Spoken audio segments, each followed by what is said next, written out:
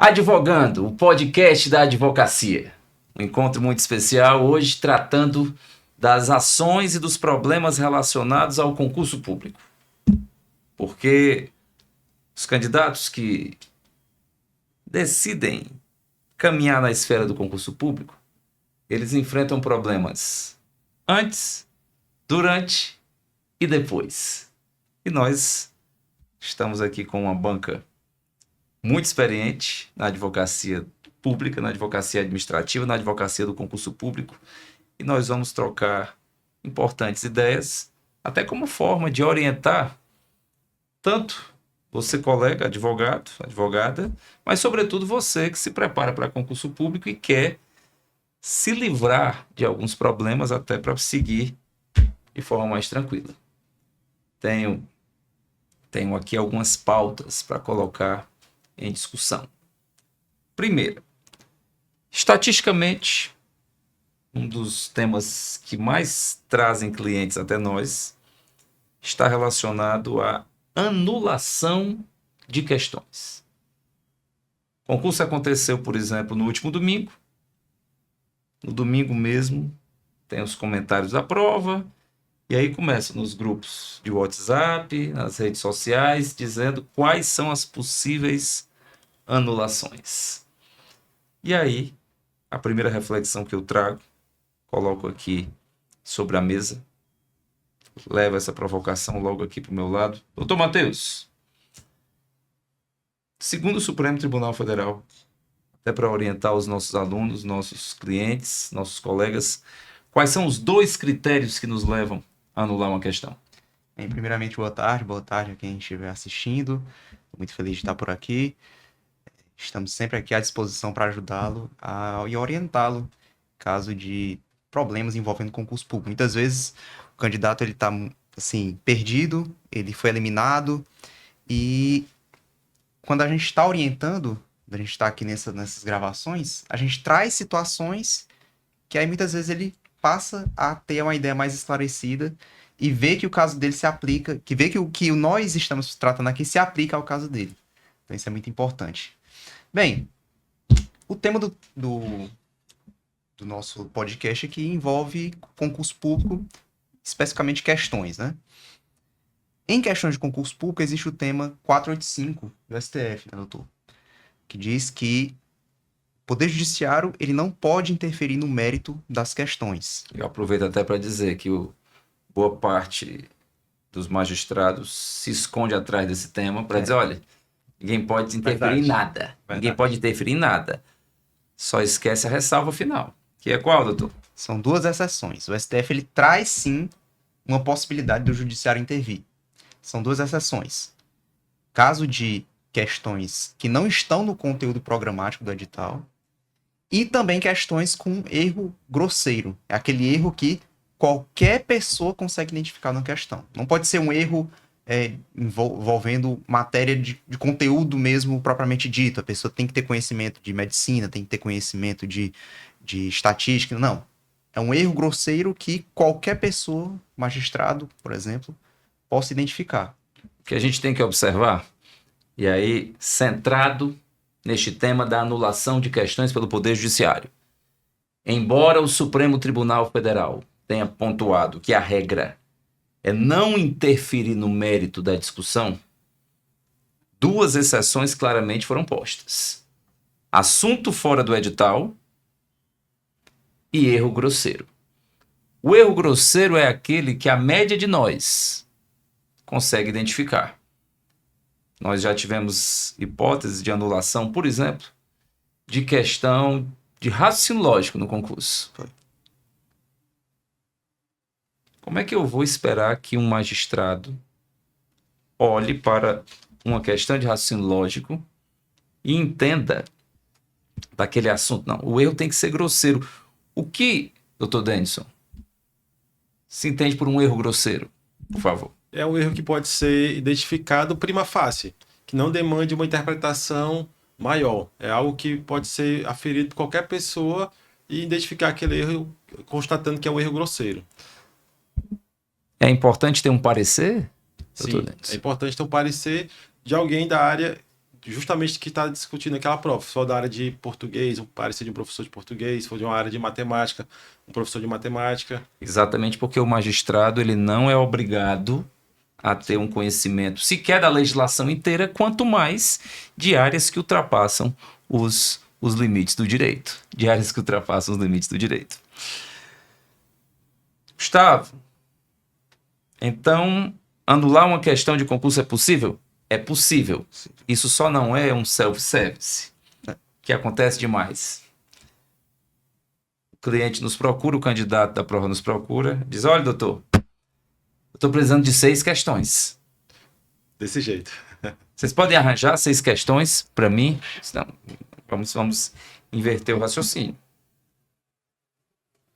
Traga as questões para nós analisarmos. Claro, a gente vive nesse meio, a gente sabe quais são as questões mais possíveis. Só não é possível ajustar a vontade do cliente à sua necessidade. Porque ninguém pode brincar com o Poder Judiciário. Leva qualquer assunto para o Judiciário. Não, nós já temos um Poder Judiciário sobrecarregado. Tudo se judicializa. Nosso país ainda não avançou tanto nas opções extrajudiciais. Então, para a gente firmar esse entendimento, pontuar, anulação de questão é possível? É, respeitados os limites que o próprio STF estabeleceu. O STF fechou a porta, mas deixou 2 janelas. Ilegalidade da questão, portanto, a questão fora do edital, e erro grosseiro. Ponto 1, delimitado. A gente pode até pegar um exemplo aqui de conteúdo que não está previsto no edital, né? A gente pegou um caso, doutor Gustavo, concurso da Polícia Militar, concurso de oficial. De qual estado? Estado do Ceará. Certo. Concurso tinha na questão sobre intervenção federal. Intervenção federal está dentro das organizações político-administrativas, né? Dentro da Constituição. No edital, trazia tudo de direitos fundamentais, princípios fundamentais, controle de constitucionalidade até, se não me engano, mas não tinha organização político-administrativa. Então, se aplica justamente essa exceção. O conteúdo programático do edital não previa essa organização político-administrativa, previa todos os capítulos, mas não previa este. Então, logicamente, não estaria previsto no edital. Excelente a gente trazer exemplo, porque você consegue enxergar o que a gente está falando. E aí, nós preparamos memoriais. Isso. O que são os memoriais, doutor Denison? Por favor, e qual a importância Os deles? memoriais é um breve resumo do processo do nosso pedido, que a gente levar ao juiz para esclarecer de forma sintética o que a gente está pedindo, esclarecer os fatos que estão em discussão e o direito. A gente leva ao magistrado, explica o caso e geralmente são situações que a gente consegue uma decisão favorável. Interessante é que mas você também advoga na área trabalhista, doutor Denison? Tem os Sim. memoriais na esfera trabalhista e quando a gente traz esse tema, alguém pode imaginar, não, mas não é a fase dos memoriais. Não, aqui é diferente. Quando usamos o termo memoriais, é um pequeno resumo, uma folhinha. Geralmente os advogados têm em mente que memoriais é apenas na segunda instância, quando vai despachar com o desembargador, antes do julgamento, mas não, a gente utiliza também na primeira instância para despachar com os magistrados, até mesmo para facilitar para eles conhecer o caso sem ter que ter um estudo mais alongado de todo o processo. Você pode imaginar quantos processos estão sobre a mesa do magistrado e se chega um advogado, chega um escritório, olha, doutor, para economizar o seu tempo, aqui, leva na pastazinha, bonitinha, está aqui o resumo do caso, só para o senhor olhar, e alguns ainda perguntam, está nos autos? Sim. Está nos autos, mas é um resumo, para facilitar a compreensão de Vossa Excelência e tem funcionado, né? Sim. Tem dado certo, isso é a boa advocacia. Nós precisamos compreender que a boa advocacia, ela parte da premissa de compreender o magistrado. O magistrado não é nosso adversário. O Ministério Público não é nosso adversário. O Poder Judiciário, ele possui funções que o cercam. São as funções essenciais da Justiça. Quais são as funções essenciais da Justiça? Ministério Público, Defensoria Pública, Advocacia Pública e Advocacia Privada. Este é o sistema de justiça. O sistema de justiça, ele, quando cada player compreende o seu papel e respeita os limites de forma recíproca, aí nós temos uma caminhada mais fácil para a efetivação da justiça. Exato. Tema 1, vencido.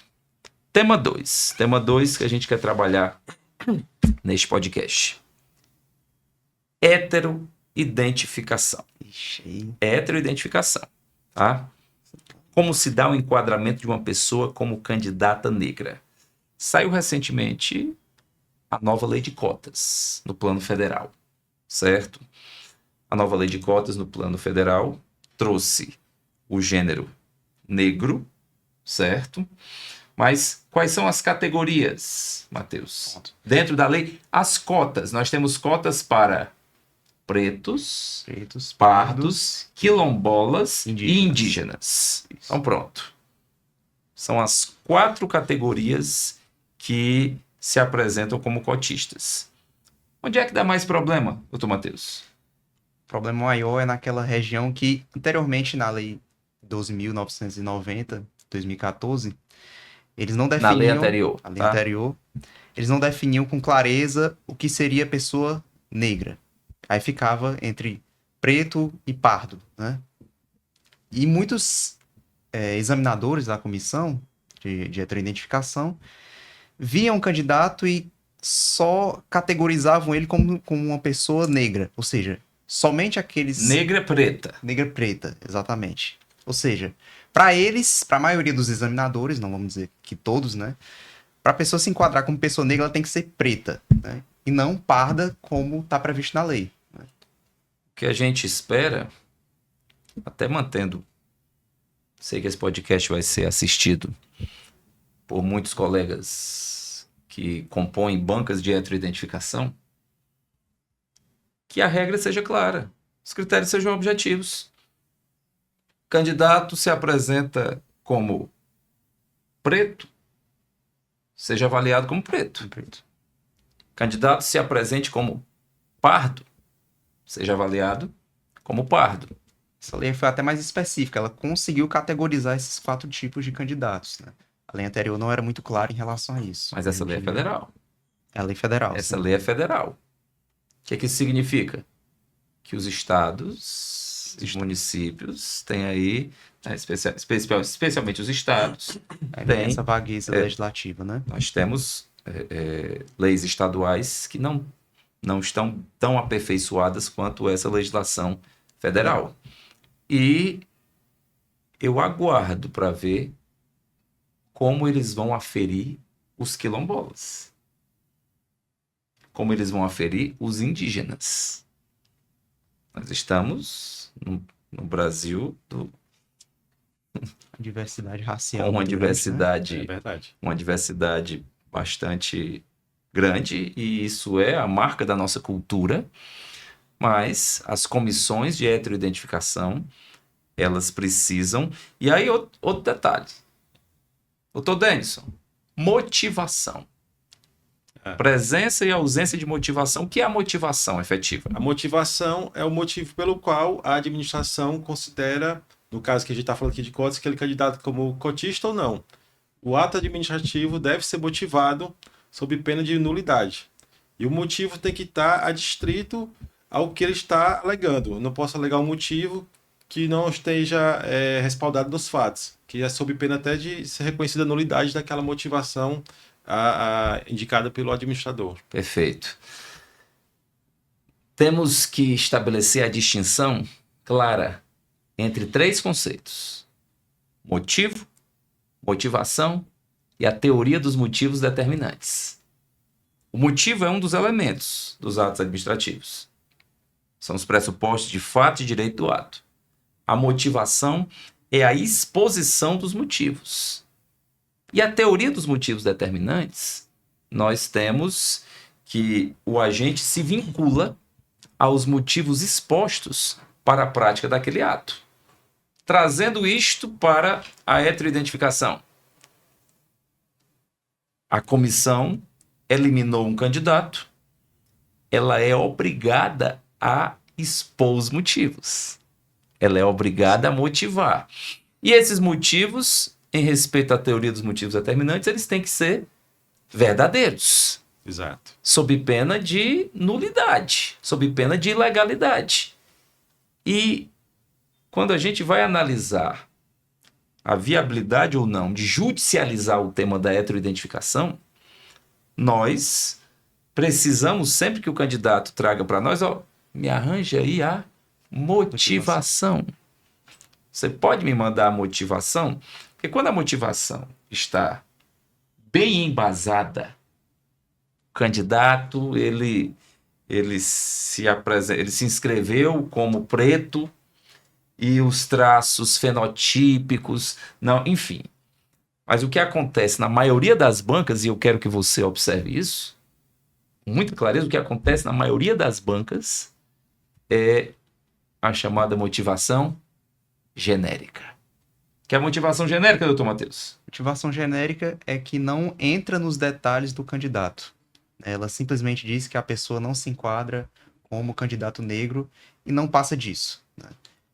Quantos concursos nós temos em que mais de 90% dos candidatos são eliminados na heteroidentificação e muitos dos quais nos procuram e a motivação para todos é a mesma.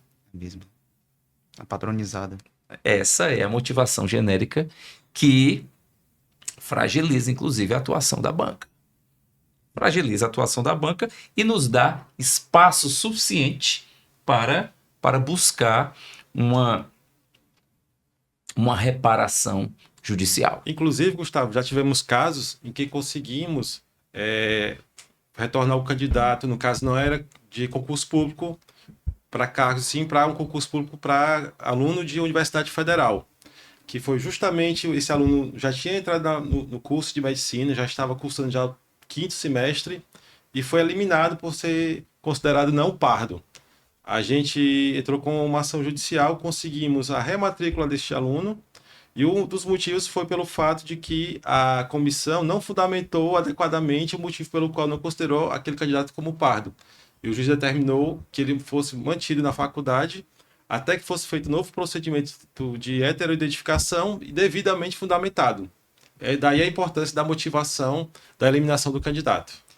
Nós já tivemos a oportunidade de cuidar de alguns clientes, estudantes de curso de medicina, alguns dos quais já na reta final do curso. Sim. Você deve se lembrar. E faltando poucos semestres, a universidade chama, olha, aquela autodeclaração lá do começo, ela não vale mais, você tá... É muito delicada essa situação, né? Sim, sim. Como é que você poderia explicar isso aí, doutor Denison? Muitas vezes a própria universidade comete uma irregularidade de não aferir a heteroidentificação declarada do candidato na matrícula. Deixa rolando anos o candidato, no caso o aluno, no curso e posteriormente, através de uma denúncia anônima, vai aferir aquela cota que ele declarou no início do curso, na matrícula. Então, muitas vezes até o judiciário entende que esse decurso do prazo impede até mesmo que a banca faça um novo procedimento, porque não fez lá no início, não pode fazer agora já no final do curso, tirar um aluno da faculdade, né, da universidade, por algo que ele declarou lá na matrícula e não foi aferida durante toda a universidade. 4, 5 anos depois, Exato. Querer corrigir esse ato. Nós somos totalmente a favor da realização da heteroidentificação, tá? Isso tem que ficar bem claro. Sim, sim. Nós só, como advogados, nós defendemos que a regra seja clara e que os critérios sejam respeitados. Nós só somos procurados quando as pessoas se sentem prejudicadas, injustiçadas. Nós já recebemos clientes que vivendo em um país racista e preconceituoso, eu lembro demais de uma candidata, esse relato, ele me marcou profundamente. A candidata disse que sofria tanto preconceito na sua infância por conta do seu nariz, não sei se você vai se recordar, Denison. Ela disse que colocava pregador no nariz, ela usava meios quase de mutilação para poder interferir na sua aparência, mexeu no cabelo, aí a comissão a elimina, dizendo que ela não tem traços negroides. A gente até entra nessa questão da irrazoabilidade do critério que eles utilizam, né? Não só pela falta de motivação, mas pela irrazoabilidade. O candidato tem claramente traços fenotípicos, nariz grosso, cabelo mais crespo, né? A própria feição dele é mais negroide. E também o fato de que ele já tinha sido aprovado como candidato negro em outro concurso. A gente utiliza muito isso. É demais. Inclusive, muitas vezes da mesma instituição. Da mesma instituição. Da mesma instituição. Ele passou nas cotas em outra comissão, da mesma banca, e agora foi eliminado pela mesma banca. Ele é cotista para um concurso e não é considerado cotista para o concurso mesmo seguinte. Que esteja bem motivado, tem essa questão da falta de razoabilidade às vezes, né? O candidato é claramente negro, a pessoa vê claramente, e a banca entende de outra forma. Portanto, heteroidentificação. Atenção aos motivos que foram expostos na eliminação e atenção à adequação dos motivos expostos à realidade dos fatos. Porque muitas vezes até se tem uma motivação, mas ela não é correta. Ela não é correta. Tá? Vencemos o segundo tema. Terceiro tema que eu quero trazer para a nossa mesa.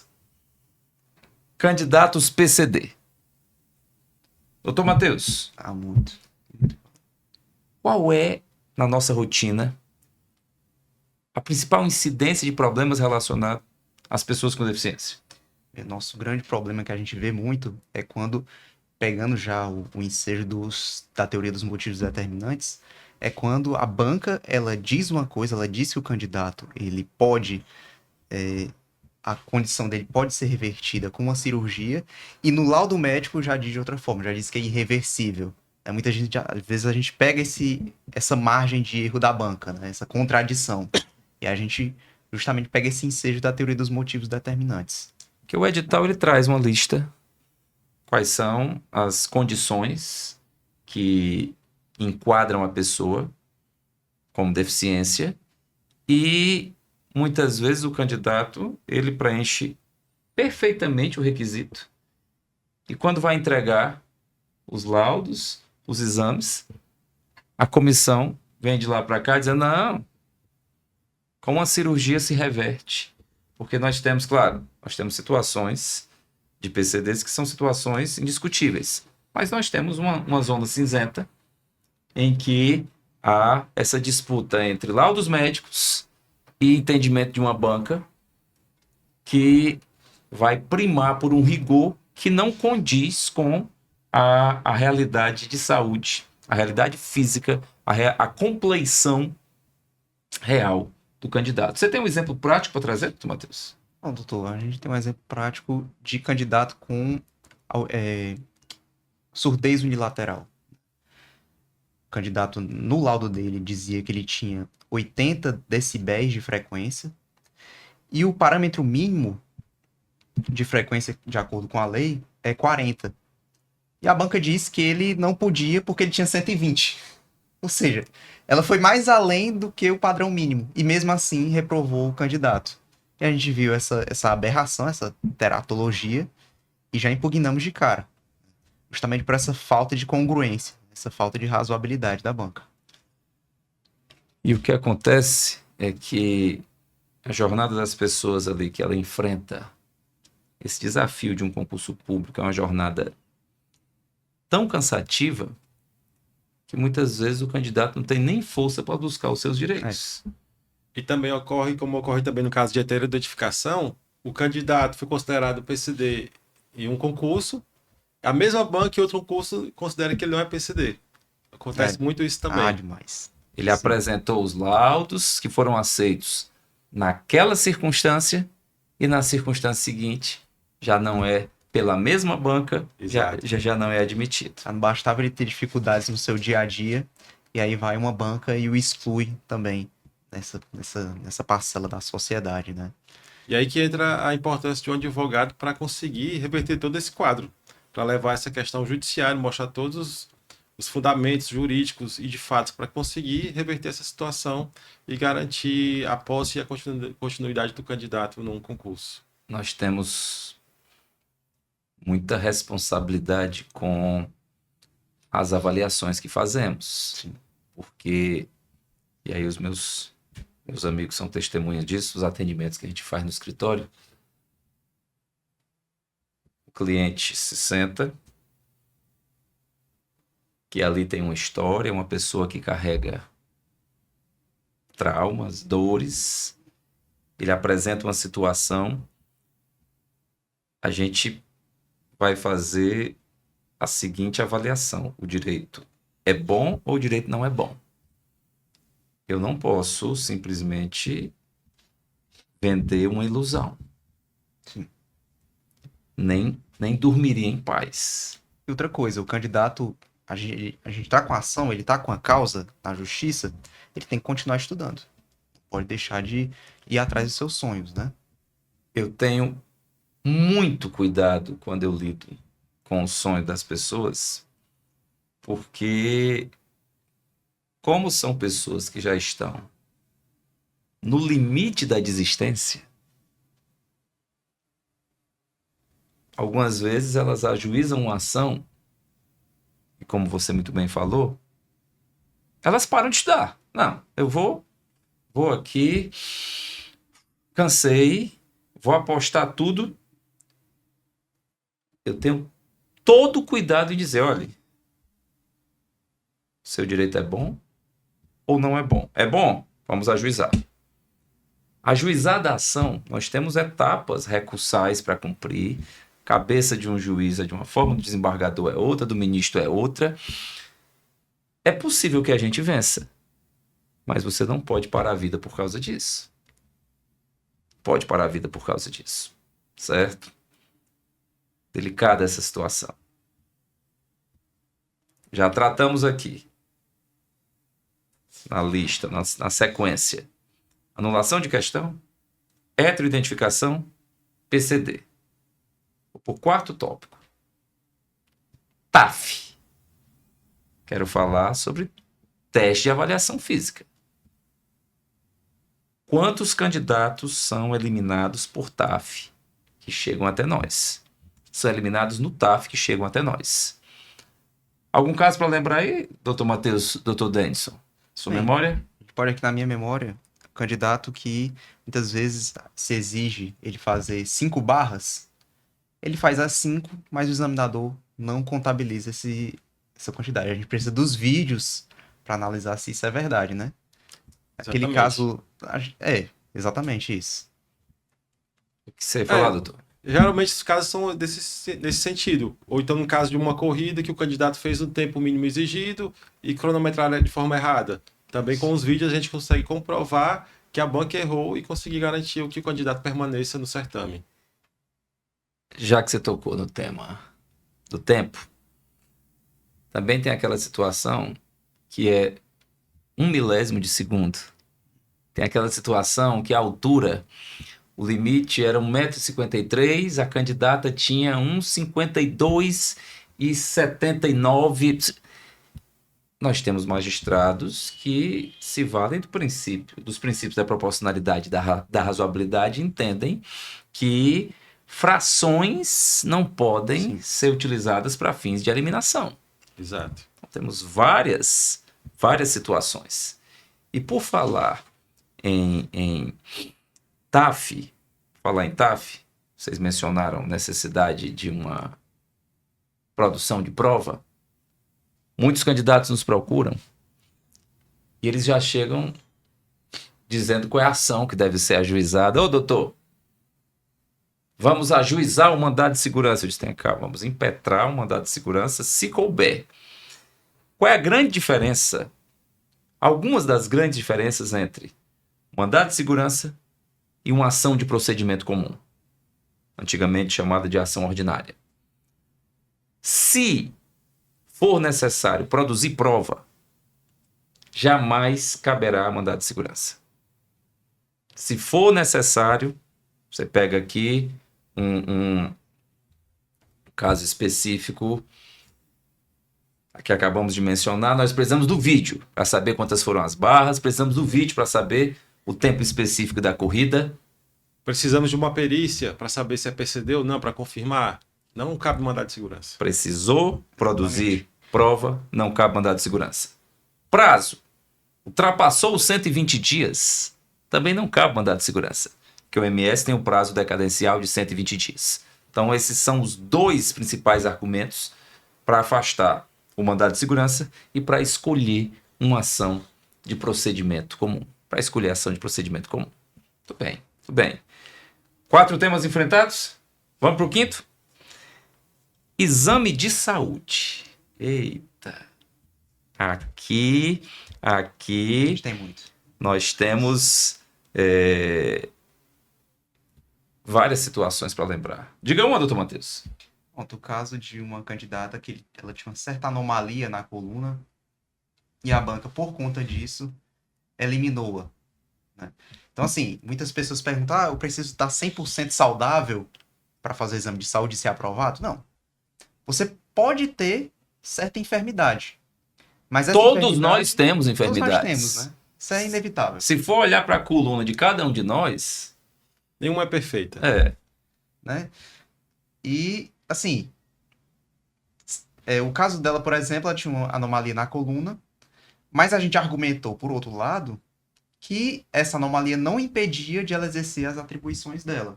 A natureza das atribuições. É uma PM, era um caso de PM, concurso da PM, aqui do Ceará mesmo.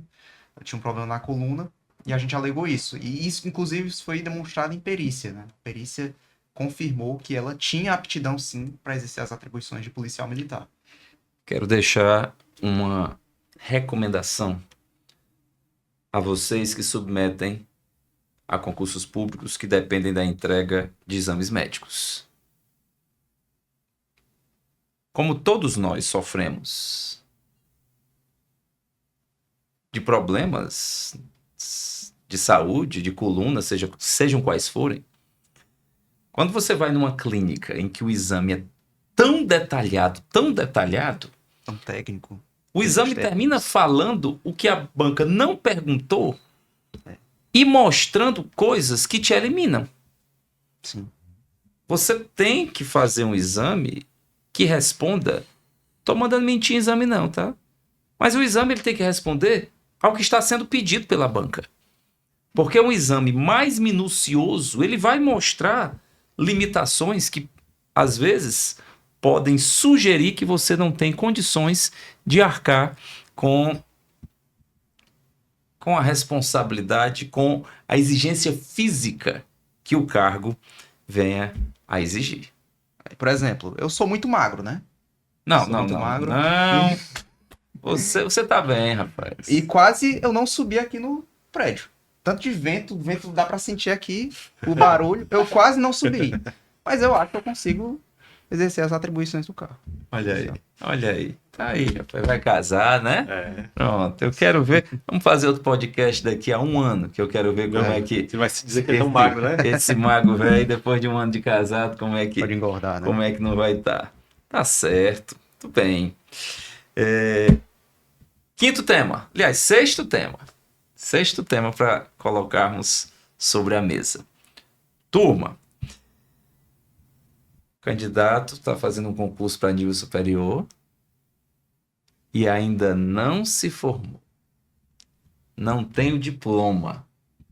Doutor Denison, o que você me diz disso? Nessas situações, quando o candidato é aprovado em um cargo que exige, por exemplo, uma graduação, em direito, por exemplo, o fato de ele ser considerado aprovado no concurso público dá o direito de ele pleitear judicialmente a antecipação da graduação dele, porque esse desempenho no concurso público demonstra que ele teve um aproveitamento especial na sua graduação, gerando sim o direito a antecipar a graduação para que ele possa tomar posse naquele cargo público.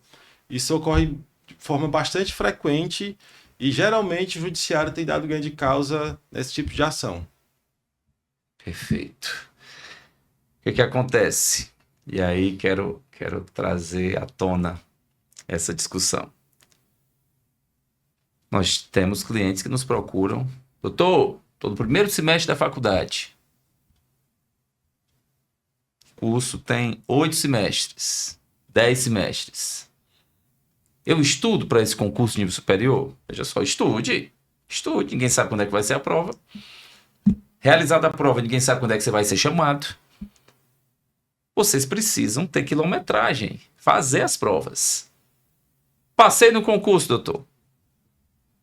Falta um semestre. Como é que a gente faz para antecipar, doutor Denison? Geralmente se requer à faculdade, à universidade, a antecipação da apresentação do TCC e da monografia. Esse já é um ponto bastante importante para conseguir judicialmente uma decisão favorável. Você tendo apresentado já o TCC, a monografia, você conseguindo essa antecipação, mesmo que haja mais alguns meses à frente para a conclusão do curso, é mais fácil você conseguir judicialmente uma medida para antecipar sua graduação.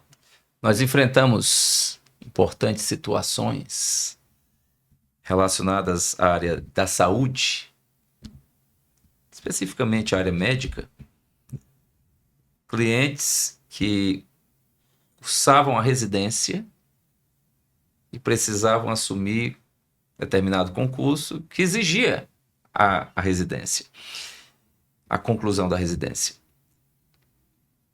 Detalhe é que boa parte das residências no Brasil exige 100% de presença, porque até faz sentido pela particularidade prática.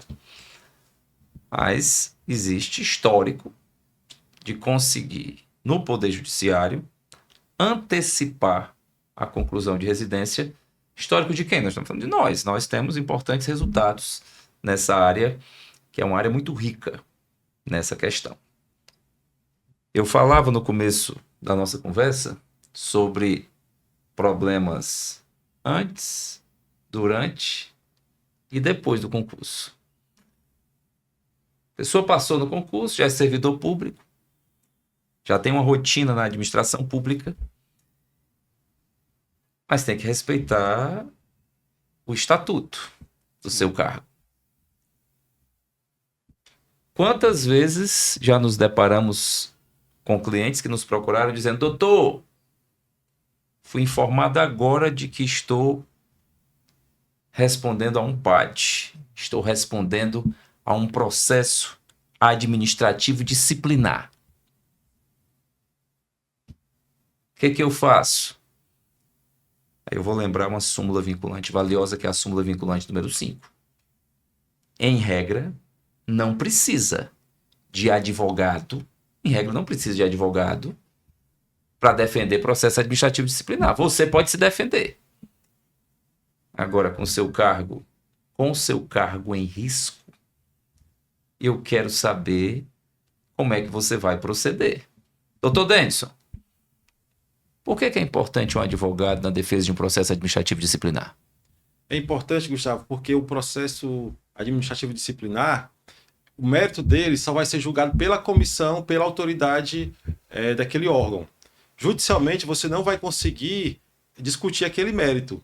Então, é muito importante que todo o processo administrativo seja acompanhado por um advogado, a fim de facilitar a produção de provas a seu favor, poder impugnar as provas contrárias que forem produzidas contra você, você poder identificar todas as nulidades daquele processo durante todo o trâmite, já apontando ali para aquela comissão que há uma ilegalidade, até porque existem entendimentos que, mesmo que você possa discutir judicialmente, mas se surgir uma nulidade no processo administrativo, você tem que alegar no processo administrativo, sob pena de preclusão. Então é importante alguém que conheça do direito, a fim de pontuar essas questões e facilitando a sua absolvição no processo administrativo, ou então já facilitando a produção de elementos para você anular esse procedimento na esfera judicial. Processo administrativo disciplinar, servidor público, ele cercado de uma defesa técnica, a gente consegue, na prática, enxergar vícios formais, porque, sobretudo nas áreas municipal e estadual, as comissões processantes normalmente não têm um corpo técnico tão qualificado, tá? Quanto na esfera federal. E, aliás, mesmo na esfera federal já nos deparamos com situações, os vícios formais conseguem manter o seu cargo. Sim. O erro cometido pela própria comissão atenta contra ela. Processo administrativo disciplinar, você precisa de uma orientação técnica para que você avance na manutenção do seu cargo. A advocacia no concurso público é algo que resguarda os direitos dos candidatos. Doutora Lidiane, milhares de alunos já passaram pelas suas salas, pelos seus vídeos, e outro tanto procura você para chorar depois de um concurso. Sim. Quais são as grandes queixas? As grandes demandas. Gabaritos com questões que estão fora do edital, que não estão relacionadas ao edital. Avaliação biopsicossocial, heteroidentificação e TAF. Essas são as grandes demandas que a gente tem do concurso público. Você trouxe um pacote amplo. Tem exemplos concretos? Sim, no escritório a gente tem várias, né?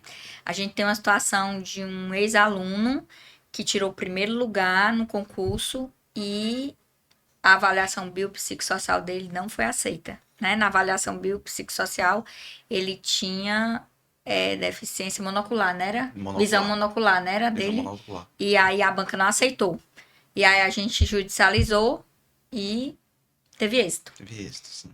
Temos vários casos no escritório de heteroidentificação e também questão de anulação de concurso, né? E TAF também. A gente tem, na verdade, a gente tem todos os exemplos dentro do escritório. Né? Pacote completo dentro do A escritório. gente lida com isso e algo com que nós temos muita preocupação, a gente conversa muito sobre isso, gente, é porque às vezes o candidato ele quer forçar uma barra. Doutor, estou precisando de 10 questões, estou precisando de 7 questões. Sim. Ou então, faça a minha condição se tornar uma deficiência. Nós precisamos ser responsáveis. Sim. Responsabilidade, inclusive, com quem nos procura. Que a pessoa ela precisa, algumas vezes, ela ouvir verdades. Olha, ao invés de você gastar dinheiro e tempo... Verdade. E energia emocional, psicológica, vá para o próximo concurso e siga a vida. Verdade. Anulação de questão, doutora Lidiane. Quais são os 2 grandes argumentos? A gente tem 2 fatores aqui, né? Primeiro, se não está previsto no edital, e erro grosseiro. Aí a gente tem uma característica aqui. O que seria... Está fora do edital, sim, é simples. É mais claro. Está fora do edital é claro, a maneira, né, mais tranquila de anular uma questão do judiciário. Não tem no edital poder judiciário, cobrar o poder judiciário, o cara crachar. Mas um erro grosseiro. Um exemplo de erro grosseiro, que eu acho que a gente tem até uma situação recente dentro do escritório, de uma questão que foi cobrada que não estava previsto no artigo. Nem tinha artigo, nem estava na lei. E eles trouxeram na questão como se fosse parte da lei do artigo. E aí foi considerado erro grosseiro. O erro grosseiro precisa ser visto como grosseiro. Por mim, por você, por você, por você. Pessoa comum. A média de nós, é o princípio da razoabilidade. Sim. A média de nós. Sim. Especialmente pelo magistrado. Porque muitas vezes são assuntos que o magistrado não tem convivência. uma questão de raciocínio lógico. Sim, As bancas são campeãs em errar a questão de raciocínio lógico. sim. É mostrar ali, por A mais B, que, ó, doutor, olha o enunciado. Uma análise de um artigo que não está lá, né? Na Enfim, lei. enfim. Uma situação que não corresponde ao artigo e à lei. E também ocorre, Gustavo, erro grosseiro na correção de questões subjetivas. Sim. Questões Candidato- discursivas. Boa, O segue. candidato Boa. responde conforme está no espelho de correção e a banca não pontua aquele item. Nesses casos, também o judiciário entende que é possível intervir na área administrativa e corrigir essa questão. Questões discursivas. É outro ponto Bem delicado. sensível. Delicado, porque nós precisamos de uma fundamentação muito bem feita, um parecer técnico Sim. assinado para poder ter o maior poder de convencimento junto ao magistrado. A gente também deve trazer sobre a mesa os TAFs. Tem algum caso Vários, emblemático né? de TAF, Lidiane? Temos vários Um casos. caso emblemático de TAF. A gente tem uma situação que o aluno fez as barras, né, normais, e ele foi eliminado. A gente tem outra situação que eu acho que foi de tempo, não foi? Foi de tempo. Foi uma de tempo também, que a gente conseguiu, né? Cronometragem. A gente tem vários, de cronometragem, exatamente. A gente tem vários casos. O TAF, ele, quando algum tempo atrás não havia filmagem, os candidatos ficavam mais à mercê Uhum. da discricionariedade, beirando a arbitrariedade das comissões. Sim. Hoje, com as filmagens oficiais e dos colegas, né? Sim. Porque todo mundo está filmando. Todo mundo está filmando. Não é verdade? E essa filmagem, quando a gente precisa requerer uma prova a partir de uma filmagem, isso afasta a possibilidade de utilizarmos o mandado de segurança, porque se requer uma dilação Sim. probatória. Se requer uma dilação probatória. Doutora Lidiane, tem uma súmula vinculante número 5, Sim. que ela diz que o candidato, aliás, que nenhuma pessoa precisa de advogado para se defender em processo administrativo disciplinar. Sim. Mas qual a importância de um advogado acompanhar um PAD? Total, né? Nós, enquanto escritório, nós sugerimos, nós mostramos ao cliente que o ideal é que ele não vá para um PAD sem advogado. Porque ali ele precisa de uma defesa técnica. Embora a súmula vinculante diga que não, ali é um processo, é um procedimento. E é necessário que tenha ali alguém que tenha conhecimento para que possa fazer a defesa do cliente. Para enxergar Sim. os vícios formais, para enxergar as falhas, a partir das quais você pode evitar a perda do seu Sim. cargo público. Falamos de problemas em concurso, processo administrativo disciplinar, mostrando que o candidato ele tem que ficar atento antes do concurso, durante o concurso, depois do concurso e no exercício do seu cargo público, até a aposentadoria, que nós também orientamos os cálculos de aposentadorias dos servidores E deve ser um públicos. tema de uma próxima live, né? Um próximo podcast. Nós precisamos trabalhar isso para que o nosso cliente entenda, especialmente o nosso cliente que é servidor público, como é que está a situação dele. Ele já tem tempo para se aposentar? Como é que está a situação da Previdência Complementar? Então, a gente poderia, já vou deixar aqui um gancho para que a gente possa fazer um podcast sobre isso. Já temos o próximo tema. Advogando, a prática da advocacia para cada um de vocês.